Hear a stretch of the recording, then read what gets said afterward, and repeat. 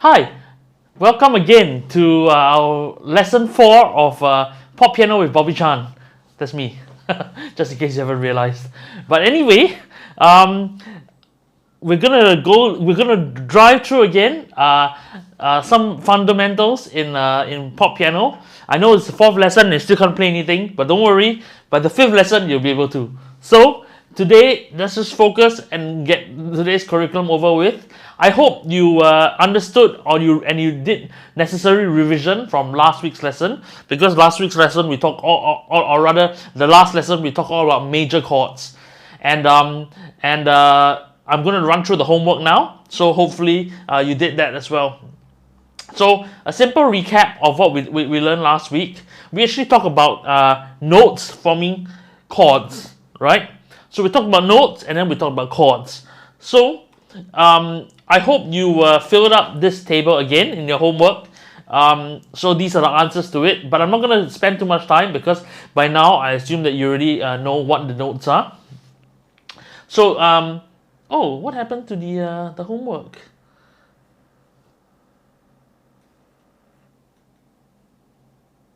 The notes should have been highlighted, but it's okay.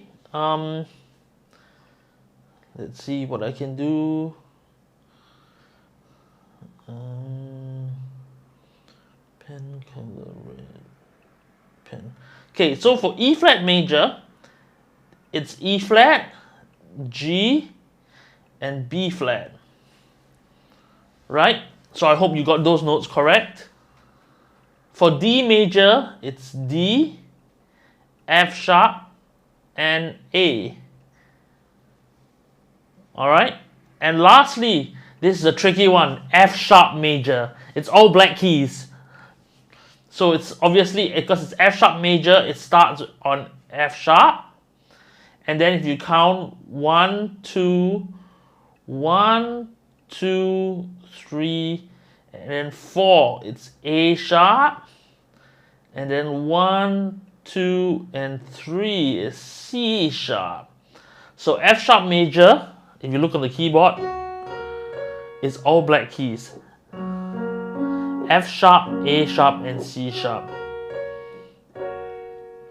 Alright?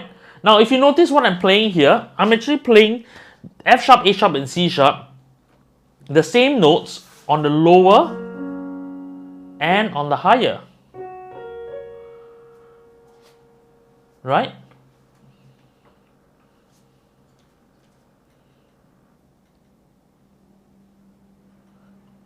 Yep. So F sharp, A sharp, and C sharp.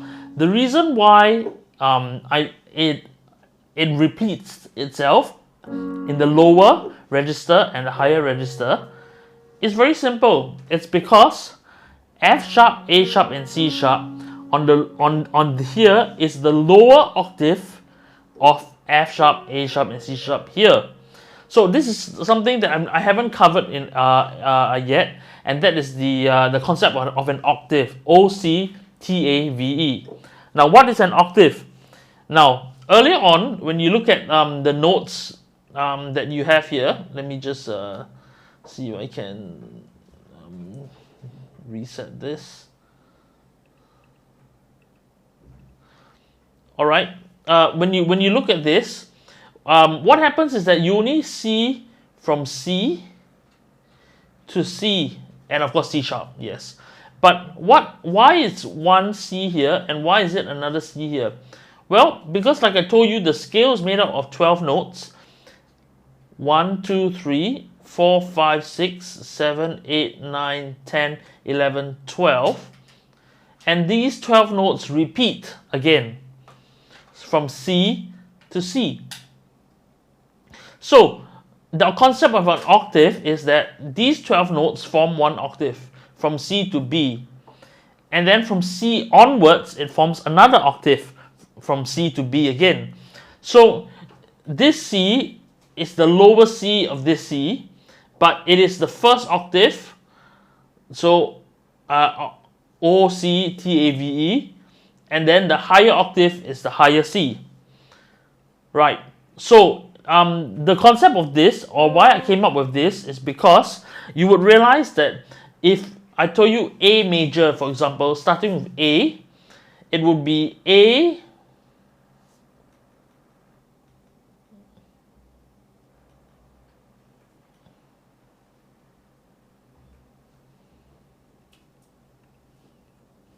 A, C sharp, and E. But where's E? E is not there because E is actually here, but it's the higher E. So because I realized that you might have run out of space, I actually come up with an extended keyboard which we will use moving forward. So this extended keyboard will allow you to do A major, for example, that starts with A, C sharp, and E, because this is C and this repeats C again. So this is C sharp, this is C sharp, this is D, and this is D.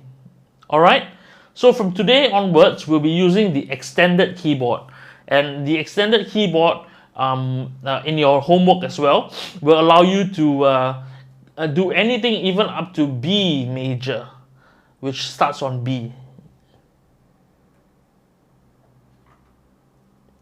Alright? So, I'm going to move on to what we're going to cover today, which is minor chords, not major chords. So last week we covered major 4 plus 3, right? So this week we're going to cover minor 3 plus 4. So if you already figured out on your own, that's how you derive minor chords, right? So minor chords, sad, sad,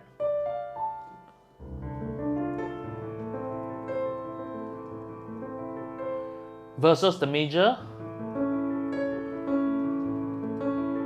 it's very uplifting, but the minor, very mellow. So how do you represent a minor chord? We're going to start with E minor, alright? E minor chord, made out of 3 parts again. E tells you that the first note is E, starts on E. Minor tells you that it's 3 plus 4, right? And chord tells you that it's 3 notes, it's a triad. So if E is your first note, what are your 2 other notes? Of course, we're going to use the 3 plus 4 technique like how we did for the major. Now, the minor chords are represented with a small m. So if it's E minor, it's E small m, M, alright? E, M, right? So, E minor, the first note is E. Count 3 this time to get G. And then from G, count 4 to get B. So that's E minor is minor 3 plus 4. So you get E, G, B. Okay? Moving on, A minor. The A minor chord is represented using A and then small m, A minor. For major, it's just A, no M, right? But for minor, it's A and small m, so it's A minor. So you start with A. Count 3, 1, 2, 3 to land on C, and then count 4, 1, 2, 3, 4 to land on E. So that's A minor, A, C, E.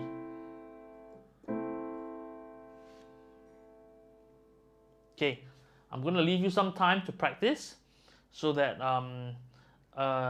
you can figure it out on your own on your sheets. So if you don't have a keyboard yet, you can still use one of these sheets to practice on.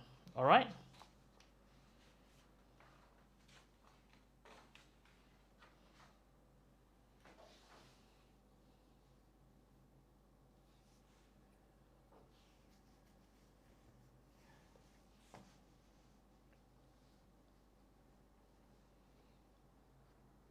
Okay, we'll move on. 2 more. F minor. So like again, the same drill applies, F minor 3 plus 4, right? So you start on note F. Count 3, 1, 2, 3 to get A flat. Alright, and then count 4, 1, 2, 3, 4 to get C. F, A flat, C, that's F minor. Alright, hear the sound of F minor. Romantic, mellow, versus F major, which is also starts on F, uplifting. F minor.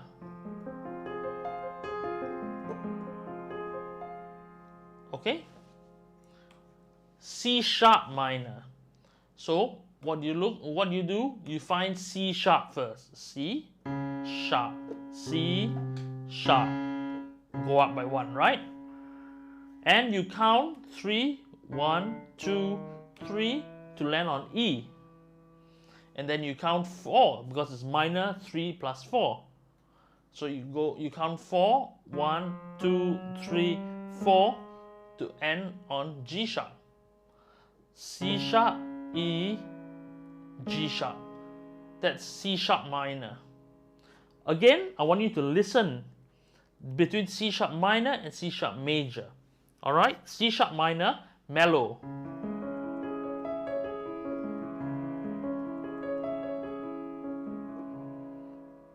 And C sharp major.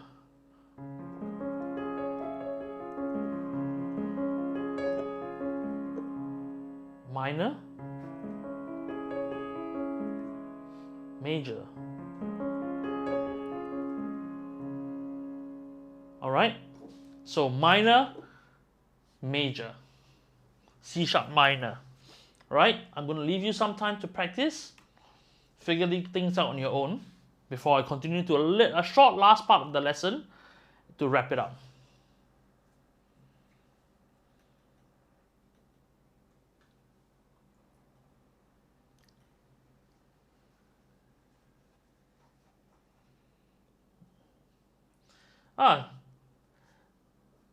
I have a comment. Jia Yu says, to teach us jazz on the piano. Oh well, that's gonna be a lesson for another time because this is a beginner course.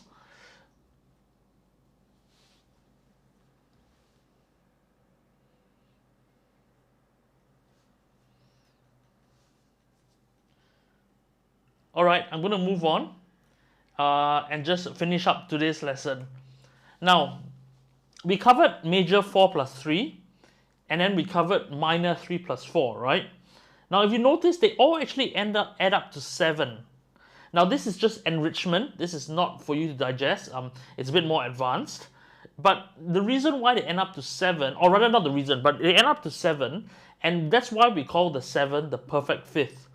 Because if you play, let's say for example, C major, it starts with C, right? Both C major and C minor start on the same note.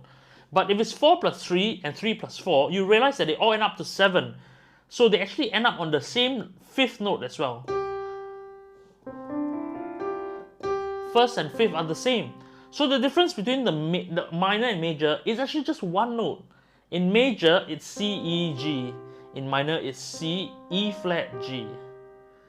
So that's what's causing the uplift. You feel uplifted and you feel flattened down. You feel uplifted in major and you feel flattened down in the minor. So it's just that one note that's causing so much difference, right? So the root, we call it, which is the first note, and the third note of the chord is called the fifth. That's why you use your thumb and your fifth finger. It's actually the same. So if you play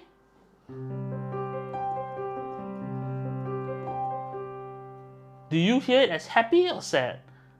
Because if you hear it as happy or sad, it's your mind tricking you. Because the only difference is the third, which we have not played yet. The third could be the major third or the minor third.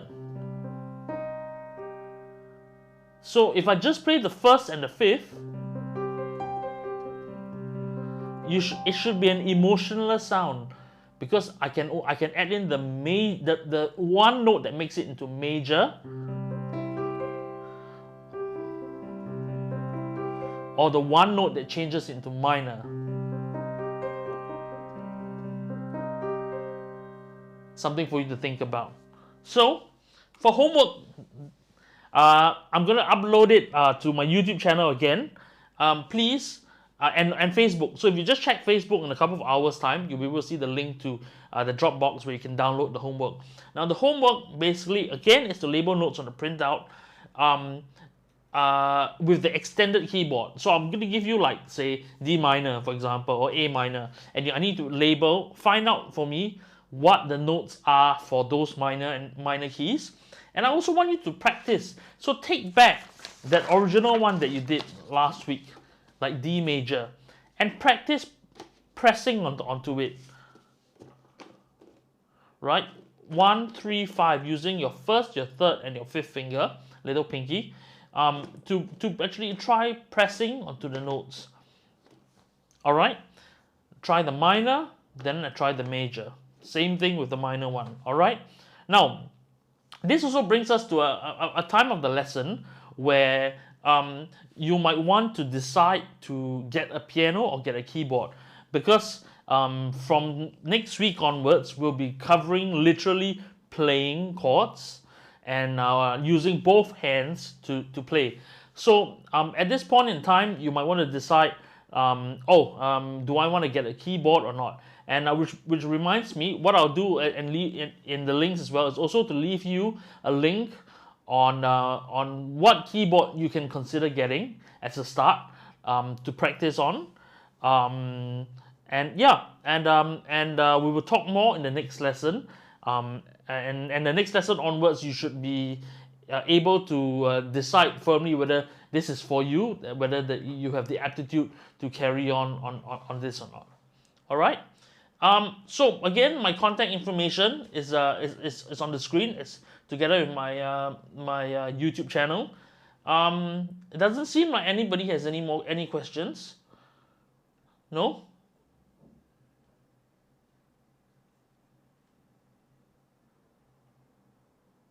All right. If there's no questions, then please find my contact information. Drop me a review or a remark on my YouTube channel, just to encourage me, to keep me going, because it feels a bit bleak. Or drop me an email if you have any questions, and I'll try my best to answer them in the next lesson. If not, I will see you on Wednesday at 8:30 p.m. for our next lesson, where we will be actually playing and appreciating sounds and using our hands. So come prepared.